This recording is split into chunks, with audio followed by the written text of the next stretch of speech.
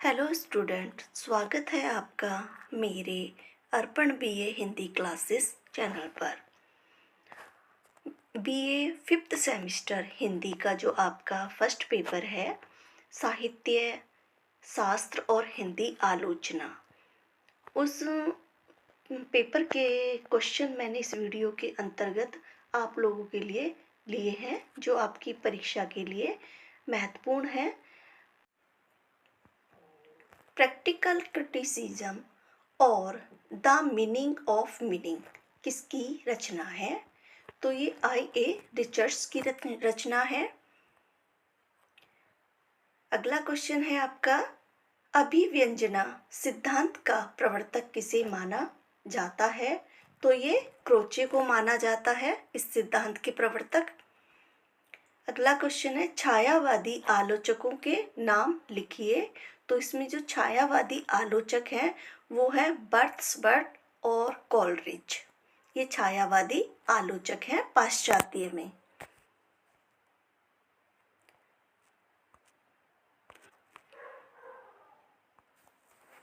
अगला क्वेश्चन है, प्रसिद्ध पुस्तक पैरी, इस पुस्तक के लेखक का नाम लिखिए। तो ये लॉन्जाइनस की पुस्तक का नाम है। फिर है क्वेश्चन आपका, अरस्तु ने जिस काव्य सिद्धांत की स्थापना की उसका नाम बताइए। तो अरस्तु ने विरेचन जो सिद्धांत है उसकी स्थापना की है। अगला क्वेश्चन है, T.S. एलियट के काव्य सिद्धांत के कितने रूप हैं? तो इसके जो T.S. एलियट हैं उन्होंने काव्य सिद्धांत के 4 रूप बताए हैं। एक है संवेदनशीलता, दूसरा है निर्व्यक्तिकतावाद, तीसरा है वस्तुनिष्ठता और चौथा है शास्त्रीयतावाद। ये इन्होंने काव्य सिद्धांत के 4 रूप बताए हैं। अगला क्वेश्चन है आपका, नई कविता का आत्मसंघर्ष आलोचनात्मक निबंध के लेखक हैं। तो ये मुक्तिबोध का आलोचनात्मक निबंध है। अगला है, कविता में नए प्रतिमान और दूसरी परंपरा की खोज, हिंदी साहित्य युग और प्रवृत्तियां किसकी आलोचनात्मक कीर्ति हैं? तो ये नामवर सिंह की आलोचनात्मक कीर्ति है। और इसमें जो दूसरी परंपरा की खोज, ये जो हजारी प्रसाद द्विवेदी हैं उनके ऊपर ये लिखी गई है। अगला क्वेश्चन है, साहित्य का उद्देश्य निबंध किसका है? तो साहित्य का उद्देश्य निबंध मुंशी प्रेमचंद का, ये कह लीजिए हिंदी मतलब साहित्य का उद्देश्य निबंध मुंशी प्रेमचंद का है, पर ये एक भाषण के रूप में लिखा गया था जो इन्होंने 1936 के अखिल भारतीय प्रगतिशील लेखक संघ और जो लखनऊ में हुआ था उसमें इन्होंने मुंशी प्रेमचंद ने अध्यक्षता की थी। तो उसके अध्यक्षता में भाषण के रूप में इन्होंने इसको कहा था।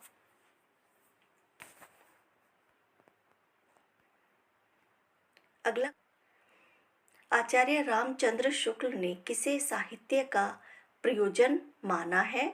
तो आचार्य रामचंद्र शुक्ल ने लोक मंगल को साहित्य का प्रयोजन माना है। अगला है फिर, पाश्चात्य समीक्षा शास्त्र की आलोचनात्मक प्रवृत्तियों का क्या नाम पड़ा? तो ये नई समीक्षा नाम पड़ा था। अगला है, यथार्थवाद की विचारधारा किस पर आधारित है? तो ये यथार्थवाद की जो विचारधारा है वो भौतिकवाद पर आधारित है। अगला है, हिंदी आलोचना के क्षेत्र में रस सिद्धांत की वैज्ञानिक व्याख्या किन आलोचकों ने की? तो ये आचार्य रामचंद्र शुक्ल और डॉक्टर नगेंद्र ने की है सिद्धांतिक आलोचना रस सिद्धांत के ऊपर।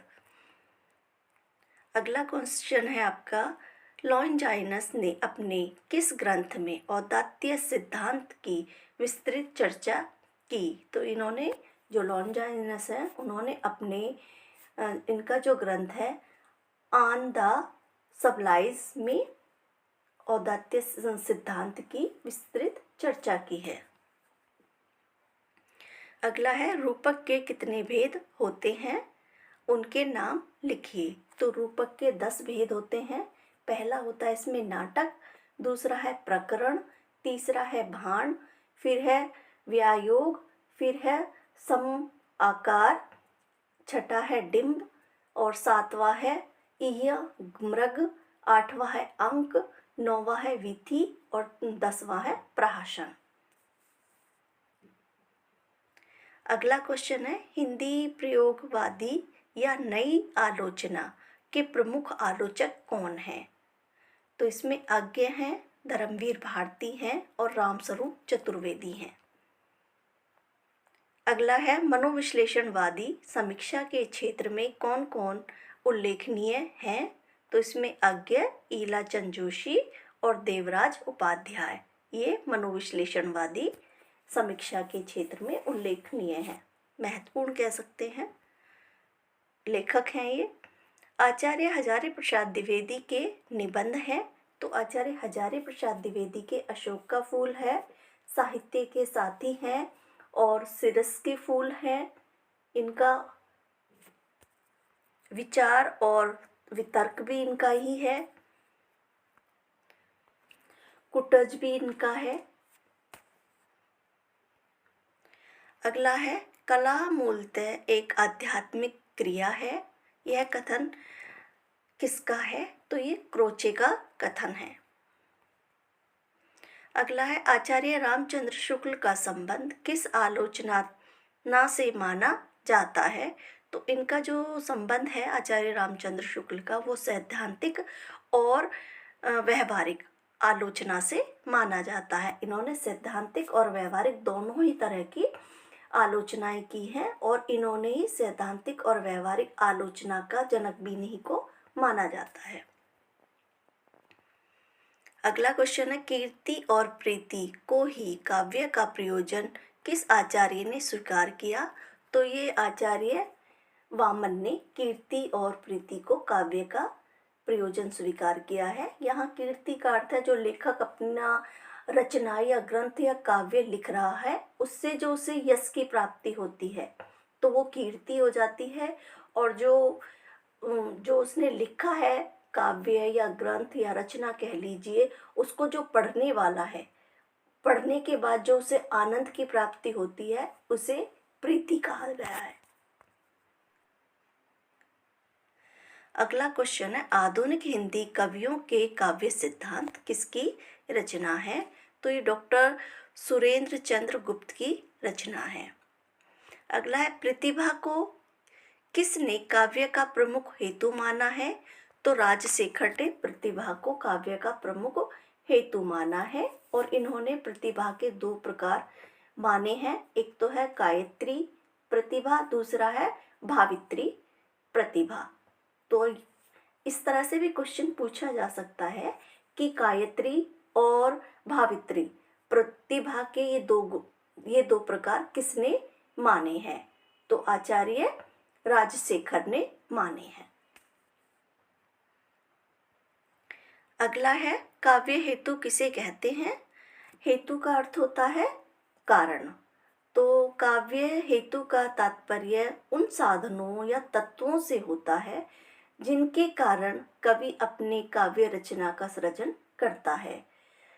तो काव्य हेतु को काव्य की प्रेरक शक्ति के भी कहा जा सकता है। तो इसको आप इस तरह से भी कह सकते हैं कि काव्य हेतु उन कारणों को कहा जा सकता है कि जिन कारणों के द्वारा कवि अपने या लेखक अपने काव्य की या ग्रंथ की रचना करता है। अगला है आचार्य भामा ने काव्य के कितने हेतु माने हैं। तो आचार्य भामा ने काव्य के 3 हेतु माने हैं, प्रतिभा, व्युत्पत्ति और अभ्यास। तो इसमें ज़्यादातर जो आचार्य हैं उन्होंने 3 ही काव्य के हेतु माने हैं, प्रतिभा, व्युत्पत्ति और अभ्यास। तो प्रतिभा को ज़्यादातर शक्ति के रूप में और व्युत्पत्ति जो है ये निर्माण कह सकते हो या निपुणता कह सकते हो। निपुणता के अर्थ में इसको लिया गया। और अभ्यास आप जानते हैं कि किसी भी चीज़ का हम बार बार याद करना या लिखना जो होता है उसे हम अभ्यास कहते हैं। अगला है काव्य शोभाकरान धर्मान अलंकारान प्रच्यते। किस आचार्य का काव्य लक्षण है? तो ये आचार्य दंडी का है। अगला है काव्य अलंकार ग्रंथ के रचनाकार कौन है? तो आचार्य भामा का ये ग्रंथ है काव्य अलंकार।